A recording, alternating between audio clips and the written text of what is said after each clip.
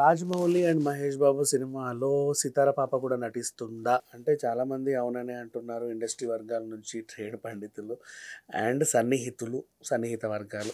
అయితే సితారని ఎప్పటినుంచో ఎంట్రీ ఇవ్వాలని చెప్పి చాలాసార్లు ప్రయత్నం చేసినప్పటికీ ఒక మంచి అవకాశం కోసం ఎదురు చూస్తున్నామని అయితే చెప్పారు. ఆ మధ్య కాలంలో ఒక డ్యాన్స్లో అలా మెరిసి వెళ్ళింది రీసెంట్ సినిమాలో, అది కూడా మనం చూసాము. అయితే పర్ఫెక్ట్ ఆవిడకి సెట్ చేయాలి ఒక గ్రాఫ్ అంటే రాజమౌళి గారే కరెక్ట్ అని చెప్పి అనుకున్నారట. అండ్ ఇక ఈ సినిమా అటు హాలీవుడ్ నటులు పాన్ ఇండియా, పాన్ వరల్డ్ లెవెల్‌లో తెరకెక్కించేసరికి ఈ అమ్మాయి కూడా కెరీర్ చాలా బావుంటది అని చెప్పేసి ఈ నిర్ణయం తీసుకున్నట్లుగా తన సన్నిహిత వర్గాలైతే చెబుతున్నారు. మరి సితార పాప ఒకవేళ రాజమౌళి గారి సినిమాలో ఉంటే ఒక స్పెషల్ సాంగ్‌కే పరిమితం అయిపోతదా? తండ్రితో పాటు డాన్స్‌లేసి, లేదా ఏదైనా మంచి ఇంపార్టెంట్ ఉన్న రోల్‌లో ఒదిగిపోయి అది గనక నిజంగా హిట్ అయిపోతే నెక్స్ట్ అసలు ఎక్కడుంటదో చెప్పలేం తన కెరీర్. ఎందుకంటే ఆ మధ్యకాలంలో బ్రహ్మోత్సవంలో చేసినటువంటి ఆ పాప ఇప్పుడు చాలా పెద్దగా అయిపోయి మంచి మంచి హాలీవుడ్‌లో సినిమాలు చేస్తుంది.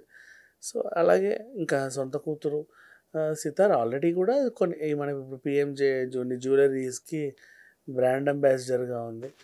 అండ్ ఆ నగల్ని చాలా బాగా ప్రమోట్ చేస్తుంది. ఎప్పుడు ఇన్‌స్టాగ్రామ్‌లో అండ్ మిగతా వాటిలల్లో ఎప్పుడు యాక్టివ్‌గా ఉంటది. అండ్ నమ్రత గారు ఎక్కడికి తీసుకెళ్ళినా సరే వెంటే ఉంటది.